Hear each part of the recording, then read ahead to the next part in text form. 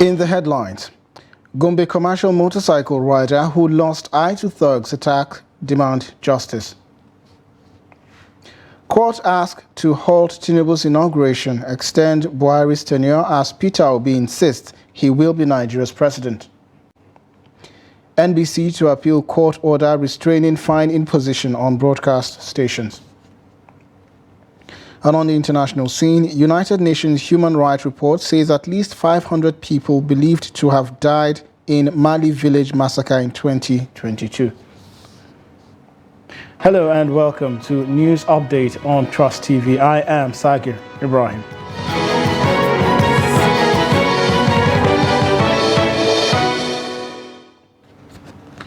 Hello and welcome once again. A 34-year-old Okada rider has lost one eye after he was attacked by suspected gangs in Gombe metropolis. The Okada operator was attacked while trying to rescue his neighbor from suspected hoodlums who attacked the area. The father of four said life has been very difficult after losing one eye and four fingers in the incident. He is calling on security operatives to investigate the matter and bring the perpetrators to justice. Ibrahim Ismail reports. The 34-year-old Gombe-based Okada operator was attacked after he joined his friends to rescue a victim of gang attack in their neighborhood. Sadly, he turned out to be the victim. The attackers used machetes and knives and wounded Ibrahim on his face. He lost his right eye and four fingers on his right arm. Da suka shigo anguwan suna saran mutane. Suka shiga shaguna suka ɗebi kayayyakin mutane da sauransu. Some thugs attacked our neighborhood and looted shops. The following day, they attacked again. Na da daga aikin acaba na ajiye mashin a cikin gida. Sai muka ji ihu. To mu yan wannan area. When I returned from my Okada work, I heard someone screaming. We went to rescue him. They removed one of my eyes and cut my fingers. Suka sare ni a kayina, suka fasa min ido, suka cire min hannu. Ibrahim, who has a wife and four children, is struggling to cater for his family because of the injuries he sustained during the attack. The victim, who now lives with his mother, is demanding for justice as his family is concerned that the suspected attackers were not arrested more than a month after the incident. His children are with their mother, who returned to her parents because he has nowhere to stay. That is why he is in my room. The victim's family admitted that they did little to reach out to the police to investigate the matter and arrest the perpetrators. Commenting on the issue, Nigeria Police Gombe State Command said failure of the victim's family to lodge an official complaint hinders the police from arresting the suspect.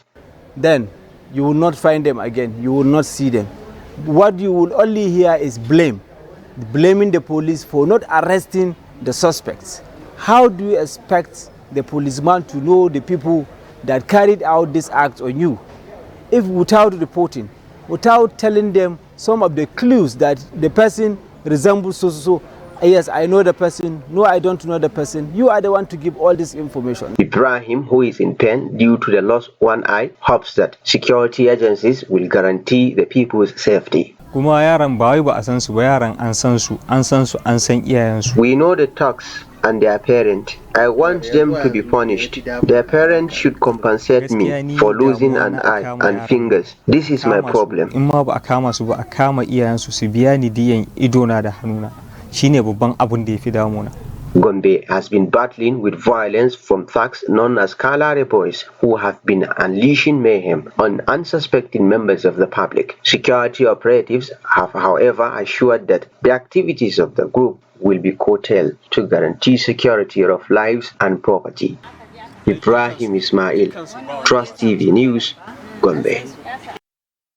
Well, there you have it. Also, a 25-year-old woman who allegedly kidnapped her own daughter to demand ransom from her husband has been arrested by police in Kano. Addressing a news conference, the State Police Commissioner Mohammed Gumel told reporters that several other suspects were arrested in connections with various kidnapping activities in the state. Trust TV correspondent Idris Jabrin filed in this report. 25-year-old divorced Rahama Suleiman was arrested in Madobi local government after demanding a ransom of 3 million naira from her ex-husband for the release of his daughter.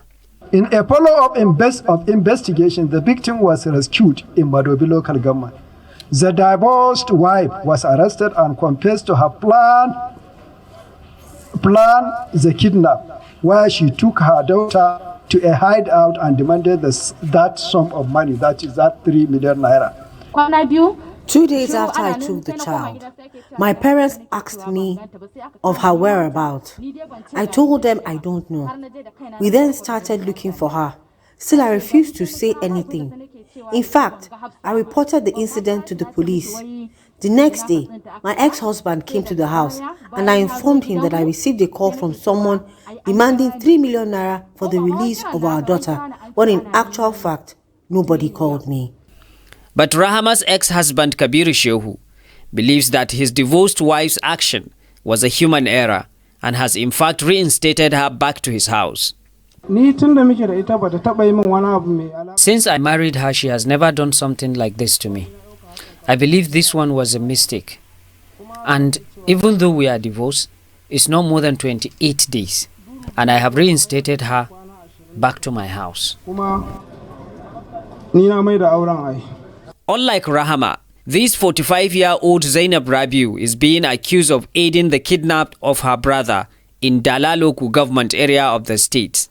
Zainab Rabiu, female of 45 years old of Gomaja quarters, a masterminder and an aunt to the victim that organized and arranged the kidnapping.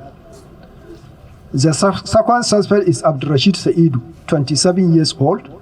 The third suspect is Hassan Abdullahi, also 24 years old, and Ahmed Saleh, 25 years old, all of Sheikha quarters in Kano City. All suspects confessed to the commission of the crime and will be charged upon completion of investigation. According to the command, one suspect was shot dead by his syndicate member in the process of a kidnap operation in Tofa local government.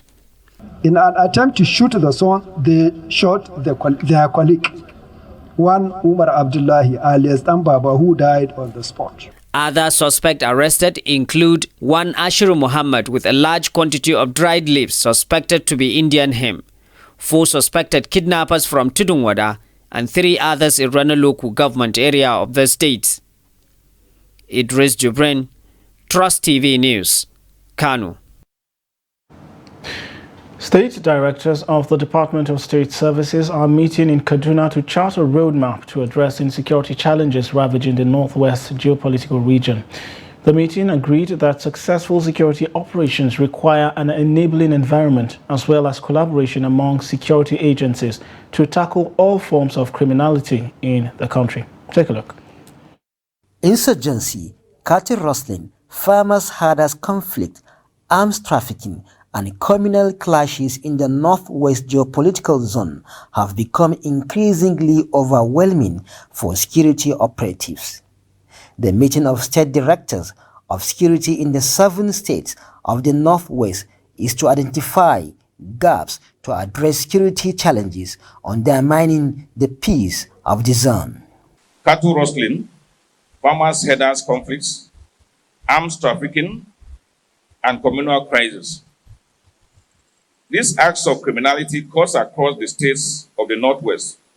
Hence, the justification for the intelligence sharing within the zone has improved tremendously, and by extension, its dissemination to end users, majorly sister agencies and the host state government.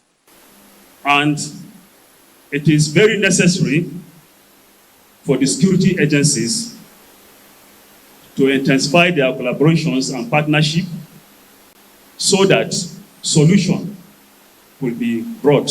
And I want us to collaborate more so that we can achieve our goals. Our goals is the same. Speakers at the meeting harped on the need for collaboration, partnership, and synergy among the various security agencies to tackle insecurity in the northwest zone.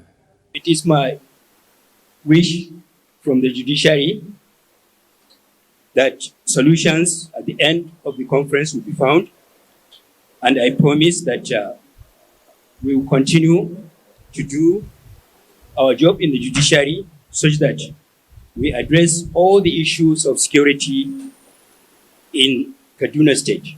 Many northern states, not least our states in the northwest, are confronting a unique set of security challenges. Criminal activities by bandits have threatened both rural and urban communities. Bandits have openly tried to crush the rural economy by attacking farmers in their fields and in their homes. Personally, I can say it's terrific because almost all the time we receive intelligence report on what is happening around us, and we take strategic steps, to address such issues.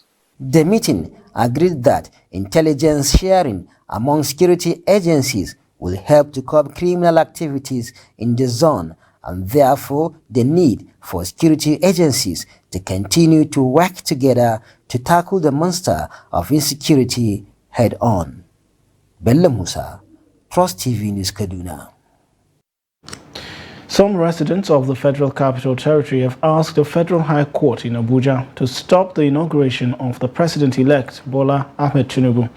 The residents, represented by Anyagbunam Okoye, David Adza, Jeffrey Uchechi, Osang Paul, and Chibuike Nwachukwu, are seeking a court order restraining the Chief Justice of Nigeria and any judicial officer or any authority from swearing in any candidate in the February 25th presidential election as president or vice president. They argued that the provision of Section 134, subsection 2b of the Nigerian Constitution is such that candidates must fulfill the requirement of the law. The Independent National Electoral Commission, INEC, had declared Tinubu of the All Progressives Congress winner of the February 25th presidential poll. Atiku Abubakar of the People's Democratic Party (PDP) and Peter Obi of Labour Party, who came second and third, are currently challenging Tinubu's victory in court. Also, Labour Party presidential candidate Peter Obi has declared that he will be president of Nigeria. The former governor of Anambra State made the declaration on Friday at a book presentation entitled Peter Obi, Many Voices, One Perspectives in Awka, Anambra State capital. The book presentation was designed to raise funds to enable Peter Obi pursue his case at the Presidential Election Petition Tribunal. Obi also said that he would respect whatever is the decision of courts in the ongoing election litigation, urging his supporters to do same. He, however, said he will continue in the struggle for better Nigeria.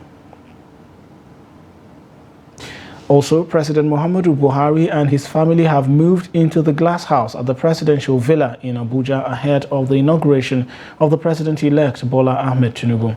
This was disclosed by the First Lady Aisha Buhari via a video shared on her official Instagram page after taking the incoming First Lady, Senator Oluremi Tinubu, around the State House. During the tour of the villa, Mrs. Buhari introduced Senator Tinubu to the various areas of the house, providing detailed explanations regarding the history and importance of each edifice. According to the First Lady, the glass house has served as a transitional abode for the outgoing president and their spouse during the transition period. It provides a symbolic and literal space for the outgoing president, leaving room for the incoming president to fully take charge. While stating that she and her husband have moved into the iconic residence, Mrs. Buhari urged succeeding governments to maintain the practice of having the outgoing president and his spouse to reside in the glass house till transitions are over. She further stressed that she believes God Almighty would help her make positive impact and build upon the legacy of Mrs. Buhari. We thank the Almighty Allah that God has shown us end of our tenure, and today I've taken the incoming First Lady, distinguished Senator Oluremi Tinubu. I've taken her around. She has seen the main house, and then we are now at the popular glass house. Glass house is a transitional home for the outgoing presidents. I'm advising that the glass house should maintain its tradition of being a transition for the outgoing presidents. As I'm talking to you now, we are residing here with my husband, only two of us here. I think it has to remain so as a norm of the institution and of the house. I've gone around and she's magnanimously showed me around the house and graciously explained a lot of things to me, which is quite a short time and quite overwhelming for me to grasp. But I believe that, God will help me, and then, we will be able to make impactful contributions to the nation. Well, there you have it. Flood occurs almost annually in many parts of the country, causing unimaginable loss of human lives and property. Nigerian Meteorological Services, NIMET, makes periodic weather predictions to alert citizens on the impending danger. In this report, Trust TV's Kabir Lawal speaks to some residents of Abuja on how they utilize these predictions to avert damaging effects of flood. Take a look. NIMET in recent prediction said strong winds are likely to precede the rains in some northern states, advising people to be cautious and prepare for heavy rainfall. Some Abuja residents said since the FCT is part of areas covered by the prediction, it is left for people living in areas prone to flood to pay attention to the advisory, commending NIMET for being proactive. This has become more of a routine, year in, year out.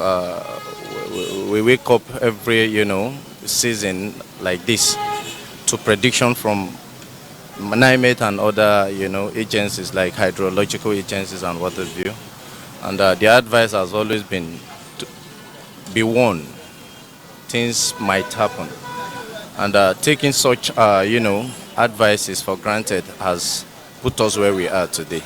Those who are in places where they know there is usually flood, they should also watch out and if possible relocate when they ask them to relocate.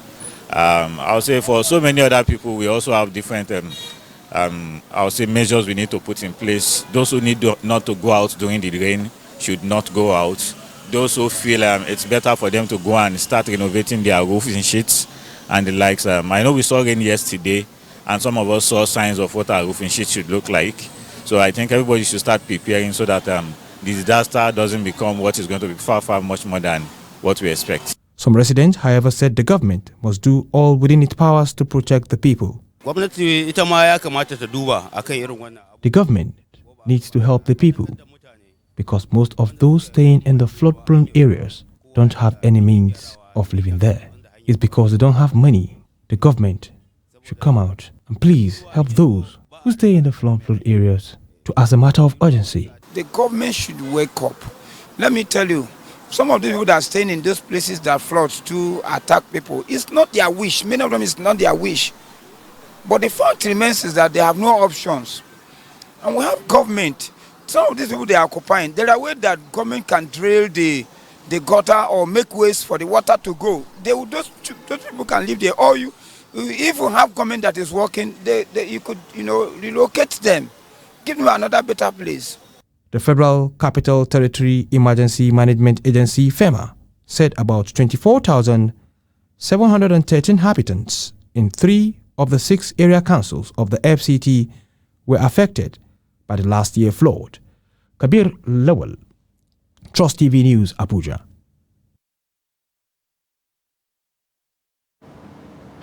You're watching News Update on Trust TV. Here's what's to come. We'll take a look at unlawful extortion, otherwise known as marching ground. This and more when we return. Stay with us.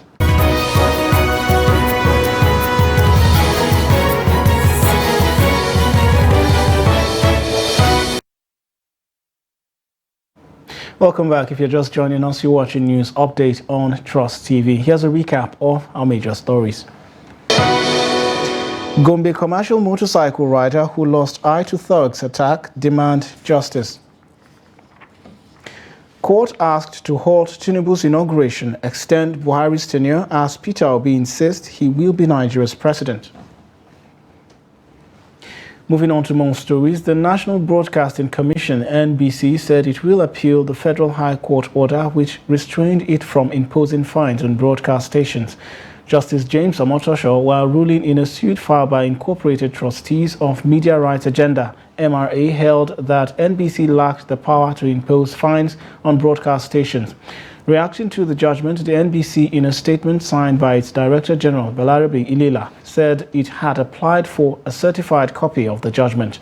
Ilila said the Commission would appeal against the judgment when found in conflict with previous judgments of the court, which empowers the Commission to regulate broadcasting in Nigeria. Justice Omotosho voided the 500,000 naira fine imposed on 45 broadcast stations on March 1st, 2019, on the grounds that NBC, not being a court of law, lacked such power. Land developers in Makurdi are lamenting unlawful extortion called marching ground from local miscreants. Jimmy Adzande reports that a chain of young people organize themselves in every community to carry out the act. Take a look at more. What I understand about marching ground is a relationship between somebody who is coming to stay in the community, is for him to relate with the area people where he's intend to come and stay. And if you are coming to any domain, you will have to go to the chief, and the chief, you will get relationship between you and the chief and that particular area that you want to go and stay. It is now common in every community, especially new layouts in Makurdi, where land developers are forced to cough out money before they are allowed to build a house. Some residents said it is unlawful and should not be allowed to continue. Over time, there have been political talks. So when the idea of political talks was subdued and made to rest, I think they instead of going out of business, they came up with collecting marching ground. So sometimes it's the people in the community, the youth in the community, or sometimes even the community leaders as well, gatekeepers as well, also are in the form of collecting this marching ground at the community level. And as a person who lives in Makurdi and also works in Makurdi, most of the communities that I have worked in or have stayed in Makurdi, the idea of marching ground is a very, it's a concept that brings a community down or takes a community to its lowest. Development doesn't come to those communities. The residents also said authorities in the state must rise to the occasion and nip it in the bud before it gets out of hand. I'm one person that I was putting up a structure somewhere in North Bank. They repeatedly come to threaten the workers in the field. And to my greatest surprise, they have the support of our traditional ruler. I don't know where it has started. That thing needs to be discouraged. If we are serious, we need to encourage people who have decided to come and develop our place. Aside from what you pay legally, they come when you are erecting a structure in a site that you must pay that fee. If you have to erect a borehole, you understand they have a specific amount to collect. If that borehole is costing you, I think 400,000, 10% of it must be paid to them. If not, you'll not be able to. We've seen this thing. There is, however, suspicion that the act is supported by very influential members of the society who play behind-the-scene roles for self-seeking reasons. The residents said if not checked, many land developers will run away from the state capital for their inability to meet up with the marching ground. And on the foreign scenes, the United Nations on Friday said that Malian troops and foreign military personnel were responsible for the death of over 500 people, mostly civilians, during a military operation in the village of Mura in March 2022. The damning report released by the UN Human Rights Office is based on extensive interviews with victims and witnesses, as well as forensic evidence and satellite imagery. The report highlights the grave human rights abuses committed during the 5-day operation. Releasing the report, UN High Commissioner for Human Rights Volker Turk said these are extremely disturbing findings. Summary executions, rape and torture during armed conflicts amount to war crimes and could, depending on the circumstances, amount to crime against humanity. Despite requests, Malian authorities denied access to the village for the UN fact-finding team, further raising concerns about accountability and transparency. Witnesses said military helicopters fired upon villagers while troops corralled people into the village center and indiscriminately shot at those attempting to escape. And in sport news, Nigeria's Flying Eagle will take on Colombia and an Argentine local club side, Almirante Brown, in friendly games ahead of the 2023 FIFA Under-20 World Cup. The Nigerian Football Federation, NFF, disclosed this on Twitter on Friday. The Flying Eagles will take on Almirante Brown on Friday night before facing Colombia on Tuesday on May 16.